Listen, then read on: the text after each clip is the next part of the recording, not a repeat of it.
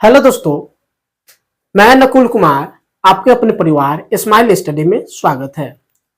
आज हम NTPC, railway, SSC और अन्य स्टेट एग्जाम के लिए महत्वपूर्ण क्वेश्चन लेके आए हुए हैं। यह सीरीज 1800 सीरीज का सेकेंड वीडियो है और इस वीडियो को आप पूरा देखिएगा, स्किप नहीं कीजिएगा। यह क्वेश्चन आपके लिए बहुत ही महत्वपूर्ण है और यह क्वेश्चन 1800 है। हम क्या करते हैं, इसमें 25-25 क्वेश्चन अभी करा रहे हैं। आप लोगों का अगर फीडबैक अच्छा रहा तो हम इसको कंटिन्यू और 100 क्वेश्चन कराएंगे। शुरू करते हैं। इससे पहले अगर आप मेरे चैनल पे नए हैं तो लाइक, शेयर और सब्सक्राइब जरूर कर लीजिएगा। शुरू करते हैं। यह 26 नंबर क्वेश्चन है आपका। 26 नंबर क्वेश्चन है कि महात्मा गांधी के नेतृत्व में असहयोग आंदोलन कब से कब तक चलाया गया था। तो देखिए, आपको पता है कि असहयोग आंदोलन महात्मा गांधी जी के द्वारा, किनके द्वारा? महात्मा गांधी जी के द्वारा चलाया गया था। असहयोग आंदोलन के नेतृत्व महात्मा गांधी जी कर रहे थे। अब ध्यान दीजिए, यह बताया जा रहा है कि कब से कब तक यह आंदोलन कब से कब तक चला। तो कब से कब तक चला तो आपको याद होना चाहिए कब से कब तक चला। यह 1920 से 22 तक चला। कहां तक चला? 1920 से 22 तक चला था यह आंदोलन। असहयोग आंदोलन में क्या था कि महात्मा गांधी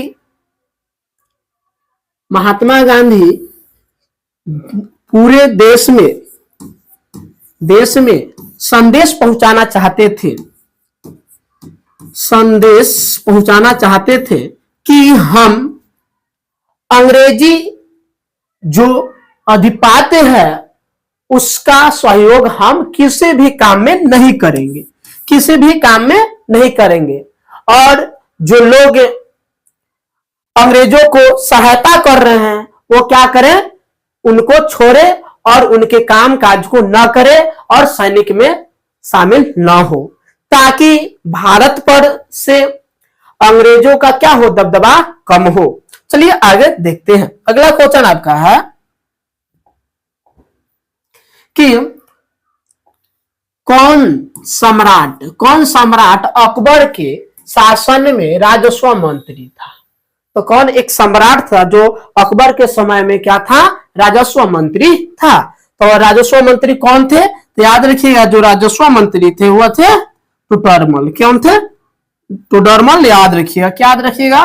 टोडरमल। क्या है?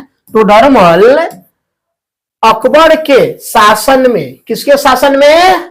अकबर के शासन में राजस्व मंत्री थे। कौन? तो याद रखिएगा, टोडरमल। ये कब पूछा गया है? तो याद रखिएगा, एनटीपीसी 2021 में पूछा हुआ है, मार्च के। ठीक है, चलिए अगला क्वेश्चन देखिएगा।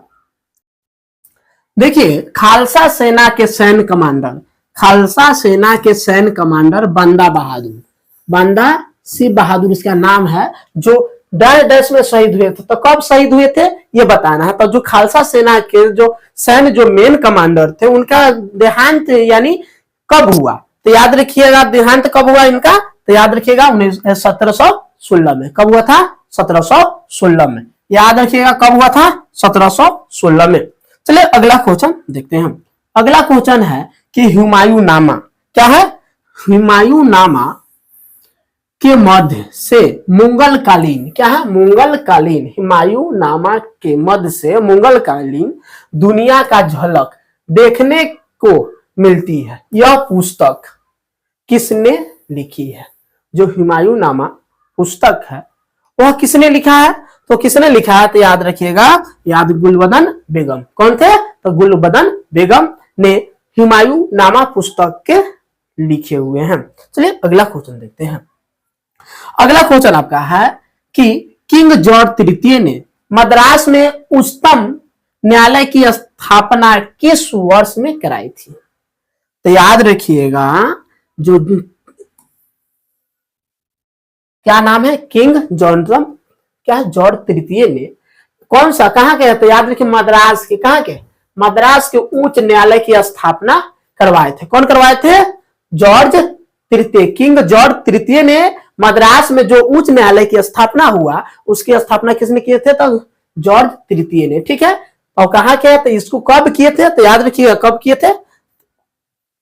1800 ईस्वी में। कब किए गए थे? तो 1800 ईस्वी में किंग जॉन तृतीय ने मद्रास हाई कोर्ट की स्थापना की।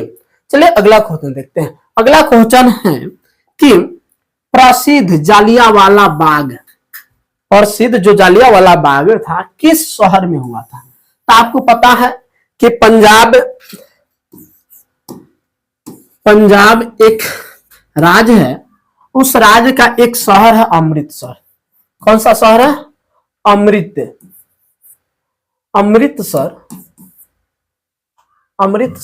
एक शहर है सर। ठीक है, यहीं पे क्या हुआ था?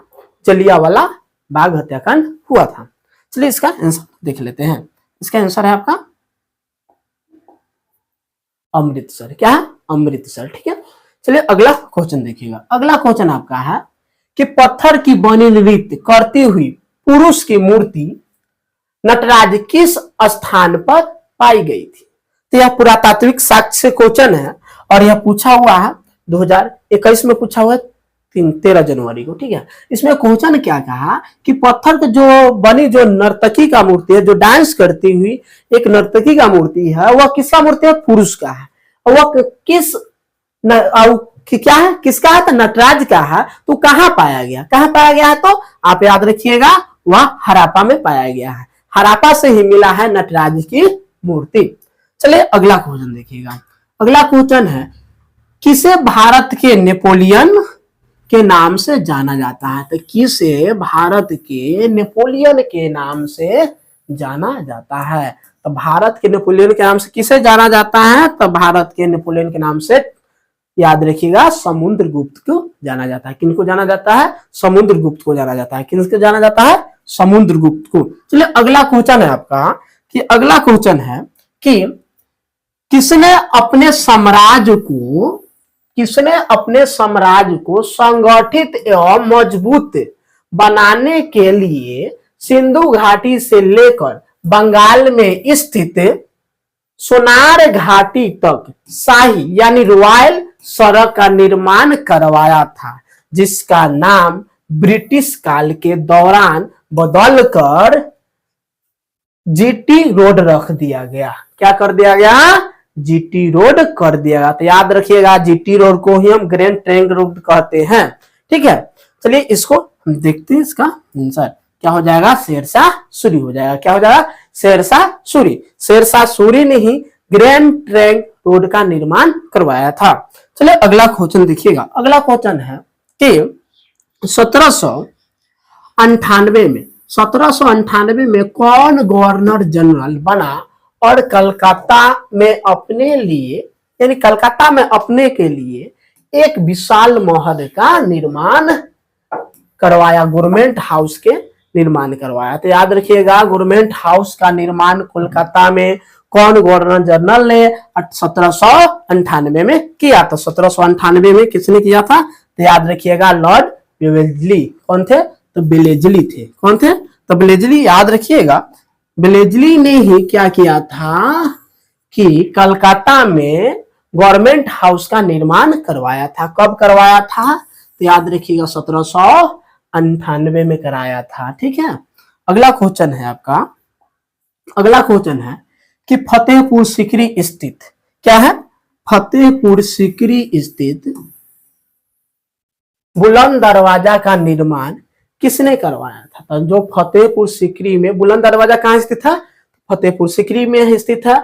अब बुलंद दरवाजा का निर्माण किसने करवाया था? तो बुलंद दरवाजा का निर्माण करवाया था अकबर ने। किसने करवाया था? अकबर ने करवाया था। चलिए अगला क्वेश्चन देखते हैं। अगला क्वेश्चन आपका है कि उस व्यक्ति का नाम बताइए जिसने 1815 में भारत का पहला सर्वेयर जनरल की नियुक्ति किया गया था। तो भारत में 1815 में किसे पहला सर्वेयर जनरल नियुक्त किया गया? तो पहला सर्वेयर किसको नियुक्त किया गया था? तो याद रखिएगा कोलिन। याद रखिएगा कोलिन मैकेंजी को, किनको किया गया था? कोलिन मैकेंजी को भारत का पहला सर्वेयर जनरल नियुक्त किया गया था। कब नियुक्त किया गया था? याद रखिएगा 1815 में भारत का पहला सर्वेयर जनरल नियुक्त किया गया था। किन्हें नियुक्त किया गया था? तो याद रखिए कोलिन मैकेंजी को। किनको नियुक्त किया गया था? कोलिन मैकेंजी को। अगला क्वेश्चन है कि किसी देखिए लिखा हुआ है किसकी अध्यक्षता में भारतीय राष्ट्रीय कांग्रेस ने दिसंबर 1929 को लाहौर अधिवेशन में पूर्ण स्वराज अपना अंतिम लक्ष्य घोषित किया। तो देखिए क्या हुआ कि 1929 में लाहौर अधिवेशन हुआ और इसी में 1929 के लाहौर अधिवेशन था, उनका अध्यक्ष पंडित जवाहरलाल नेहरू किए थे। उन्हीं की अध्यक्षता में क्या किया गया? पूर्ण स्वराज की घोषणा कर दिया गया। उनका अंतिम लक्ष्य था कि भारत में क्या होना चाहिए? भारत का अपना पूर्ण स्वराज होना चाहिए। चलिए इसका आंसर देख लेते हैं, क्या हो जाएंगे? इसका आंसर हो जाएंगे पंडित जवाहरलाल नेहरू। कौन हो जाएंगे? पंडित जवाहरलाल नेहरू हो जाएंगे। चलिए अगला क्वेश्चन देखते हैं हम। अगला क्वेश्चन है स्वराज पार्टी की स्थापना किस वर्ष किया गया? तो स्वराज पार्टी की स्थापना किस वर्ष किया गया था? तो 1923 में किया गया था। कब किया गया था? 1923 में किया गया था। अगला क्वेश्चन है आपका अशोक महान से संबंधित थे। तो अशोक महान किससे संबंधित थे? तो अशोक महान मौर्य वंश से संबंधित थे। तो याद रखिएगा अशोक महान मौर्य वंश से संबंधित थे। अगला क्वेश्चन है फ्रंटियर गांधी के नाम से किसे जाना जाता है? तो आपको पता होगा फ्रंटियर गांधी को अबुल गफार खान के नाम से जाना जाता है। किन के नाम से जाना जाता है? अबुल गफार खान के नाम से जाना जाता है।